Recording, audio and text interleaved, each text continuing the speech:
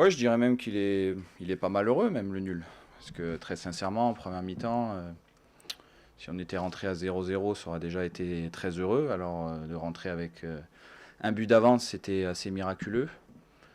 Hormis les quelques premières minutes, on a fait une première mi-temps très en dessous de ce qu'on avait imaginé et surtout de ce qu'on avait travaillé et préparé.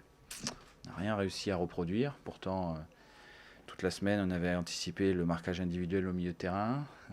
On pensait avoir un 3 pour 2 sur la ligne défensive pour sortir le ballon. Et on n'a pas réussi à impulser les actions offensives justement pour jouer de ce marquage-là, alors que, encore une fois, toute la semaine, c'est un problème qui avait été évoqué. Ensuite, on a eu beaucoup de déchets techniques, beaucoup, qui nous a empêché d'avoir aussi des enchaînements offensifs et de créer plus de dangers. Et puis, on a été aussi mis à mal sur le plan défensif, en étant trop ouvert, pas assez compact non plus. Donc voilà, on a eu une première mi-temps très difficile.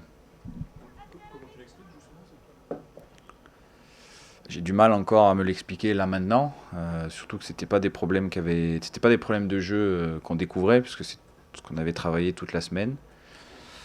Il faudra bien analyser les choses. En tout cas, on a on va avoir besoin de beaucoup travailler, parce qu'on a aujourd'hui des manques importants, retravailler aussi des fondamentaux, des basiques pour retrouver de la solidité.